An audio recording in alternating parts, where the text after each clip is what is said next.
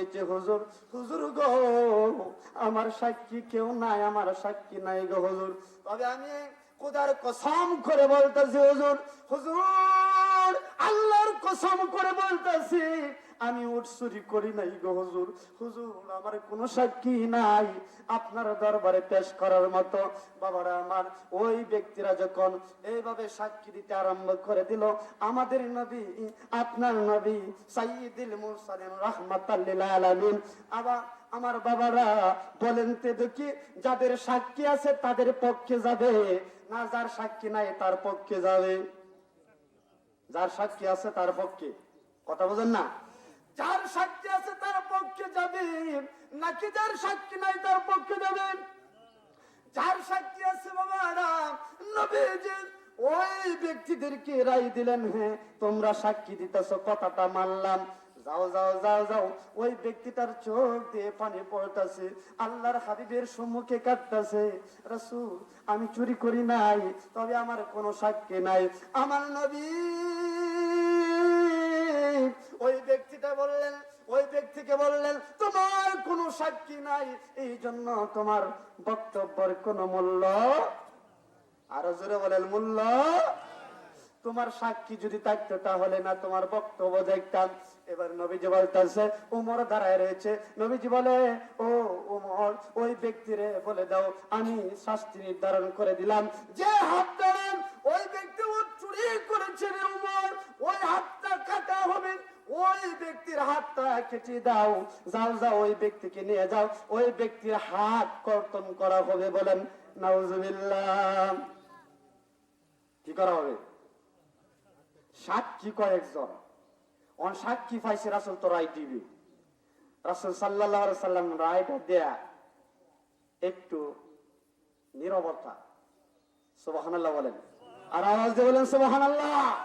আমার নবীর মাহফিল, আমরা আজকে দুরূদ পড়েছি রাসূল সাল্লাল্লাহু আলাইহি সাল্লামের উপর, আমার নবী দুরূদের আওয়াজ শুনেন এবং দেখেন, কথা ঠিক না বেঠিক? আর আওয়াজ দিয়ে বলেন ঠিক না বেঠিক?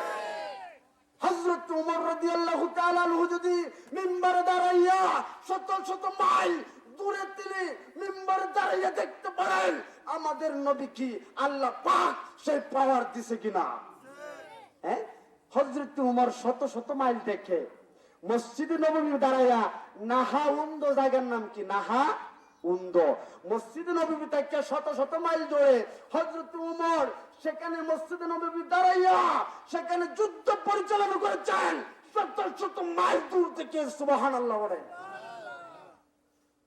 হযরত ওমর তো নবীজির সাহাবী, শত শত মাইল দূর থেকে যদি তিনি যুদ্ধ পরিচালনা করতে পারেন, যুদ্ধের কাহিনী দেখতে পারেন, আমার নবী কি মদিনায় শুয়ে আমাদেরকে দেখতে পারেন না? আর আওয়াজ দিয়ে বলেন পারে। বাবার আমার, রাসূল সাল্লাল্লাহু আলাইহি সাল্লামের রায় মেনে নেওয়ার পরে বাবা ওই ব্যক্তিটার চোখ দিয়ে পানি যার যার করে পড়তেছে, একবার পিছনে যায় আর একবার সম্মুখে যায়, আর একবার রাসূলের নুরানি চেহারার দিকে তাকায়া দেখেন, বলে নবী ইয়া রাসূলুল্লাহ ইয়া হাবিবাল্লাহ আমি চুরি করি নাই। ওই ব্যক্তিটা যা আরে একবার রাসূলের দিকে তাকায়, আবার যায় আবার রাসূলের দিকে তাকায়, বাবা আবার যায় রাসূলের দিকে তাকায়। তখন বাবা যখন যাইতেছে এই মুহূর্তে বাবা হযরত ওমর ফারুক আযম বলেন, বাবা যখন এই ব্যক্তিটা যাইতেছে এমন সময় বাবা যে উটটা তার সাথে ছিল, বাবা সুবহানাল্লাহ বলেন, ও গো মায়ার নবী গো প্রেম শিখায়া কোথায় লোকাইলা।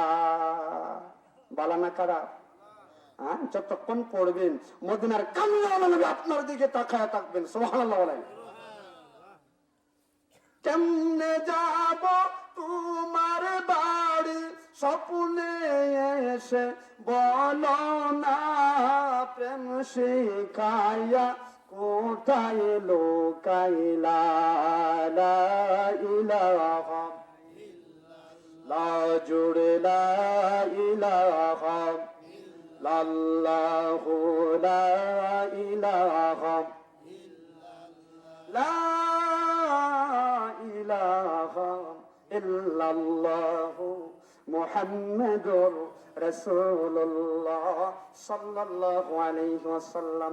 বাবা এক পা আগে দেয়, আরেকবার নবীজির চেহারার দিকে তাকায়, একটু যায় একটু তাকায়। বাবা বাবা তাকাইতে তাকাইতে বাবা কিতাবের ভিতরে দেখেছি বাবা হযরত ওমর বলে এই মুহূর্তে যে উটটা সঙ্গে যাইতেছিল, যে উটটা তার সাথে ছিল, এই মুহূর্তে ইমেন টাইম বাবা উটটা মানুষের মতো কথা বলতে আরম্ভ করে দিল।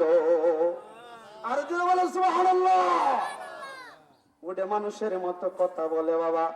এখন হযরত ওমর রাদিয়াল্লাহু তাআলা আনহু বলে উটে মানুষের মতো কথা বলতেছে বাবা কিসের জন্য? যেখানে আমার নবী আছে সেখানে রহমত আছে না নাই? আর আওয়াজ দিয়ে বলে আছে না নাই? যেখানে আমার নবী সেখানে রহমত। আমার নবী জানে যে তুমি অপরাধ করো নাই, জানে কিনা? জানেনি? আকীদা আছে, জানাই কে? আর আওয়াজ দিয়ে বলে জানেন কে? বাবা উটটা মানুষের মতো কথা বলতে আরম্ভ করে দিল বাবা।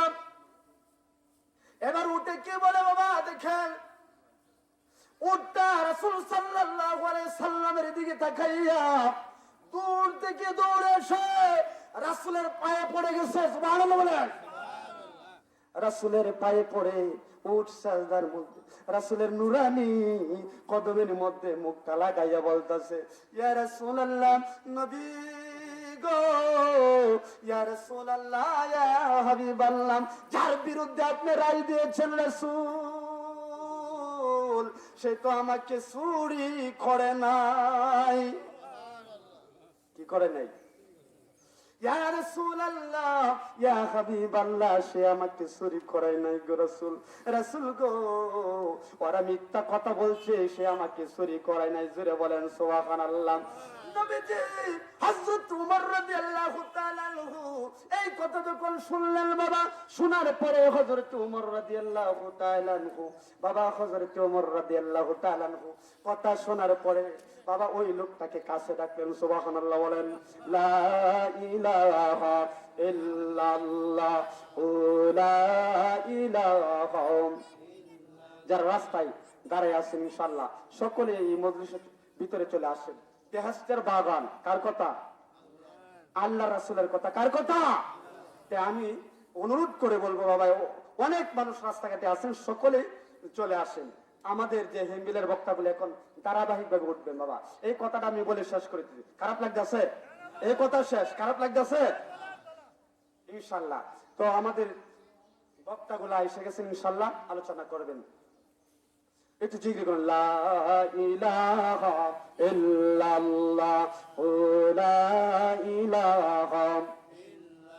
বহু দূরে মাদিনা আমরা কেমন যাব জানি না। দয়াল আল্লাহ দয়া করে, দয়াল আল্লাহ দয়া করে নসিব কর মাদিনা। লা ইলাহা ইল্লাল্লাহু লা ইলাহা। আমার বাবারা ওই ব্যক্তিটাকে কাছে ডাকলেন। সুবহানাল্লাহ বলেন। ওই ব্যক্তিটাকে কাছে ডাকলেন, দেখে বললেন এত বড় একটা শাস্তির উপরে তোমাকে হাত কাটার সিদ্ধান্ত দিলেন নবীজি, তারপরে এই হাত কাটার বিধান রহিত হইব কিনা? রহিত হইব কিনা? উঠে বলে নবী গো আমি উঠ সাক্ষী দিতেছি ওই ব্যক্তি আমারে চুরি করে নাই। সুবহানাল্লাহ বলেন। রহিত হইব নি? রাসূল বলে একটু দাঁড়াও, কথাটা শুনেই নেই। সুবহানাল্লাহ বলেন। উঠে মানুষের মতো কথা বলে, কারণ আমার নবীজি যেখানে আসেন জঙ্গলার পরিম পর্যন্ত কথা বলতো। ঠিক না বেটে? আমার নবী রহমাতুল লিল আলামিন, আমার নবী নূরের নবী, আমার নবী সাইয়্যিদুল মুরসালিন, খাতামুন নবিয়্যিন, ইমামুল মুরসালিন, নূরের নবী। ঠিক না বেটে? হ্যাঁ, এই নবীজি উঠে সহবত পায়ে উঠে মুখ খুলে গেছে। ডাকলেন কাছে, লোকটারে ডাকলেন, উটারে না, লোকটা ডাকলেন। সাহাবী কাছে আসলেন, কাছে আসার পরে বাবা জিজ্ঞাসা করলেন, তুমি কি এরকম আমল করেছ? আমি শাস্তি দিয়ে দিয়েছি, তারপরে উট মানুষের মতো কথা বলতেছে, কি আমল করেছ? হুজুর, যখন আপনি আমাকে রায় দিয়ে দিলেন হুজুর, হুজুর রায় শোনার মাত্র আমি সেখান থেকে শুরু করে হুজুর আপনার উপর বারবার দুরূদ শরীফ পাঠ করতে আরম্ভ করে দিলাম। হুজুর যখন আপনি রায় দিলেন হুজুর, আমি জানি আমি নির্দোষ, কি নির্দোষ। হুজুর রায় দেওয়ার পরক্ষণ থেকে আল্লাহর কসম করে বলতাছি গো নবীজি, আপনার উপরে দরুদ পড়তেছিলাম, সুবহানাল্লাহ বলেন। হুজুর গো, আমার মনে হয় আপনার দুরুদের বরকতে, আপনার দুরুদের তাজাল্লিতে আল্লাহ পাক রব্বুল আলামিন উটের মুখ খুলে দিয়েছেন। লা ইলাহা ইল্লাল্লাহ লা ইলাহা। রাসূলের উপর দরুদ পড়া দরকার আছে না নাই? কয়েকজন কইলেন যে উরিদাত আলাইয়া আমালুহু, রাসূল বলেন আমি তোমাদের সমস্ত আমল দেখি মদিনাতে শুয়ে। আরো জোরে বলেন ঠিক না ঠিক? আমাদের দুরূদ নবীজি দেখে কিনা? আওয়াজ দিয়ে বলতে হবে দেখে কিনা? নারে তাকবীর, নারে রিসালাত। বাবারা সময় অল্প, কাজেই আমি আর বিলম্ব করব না।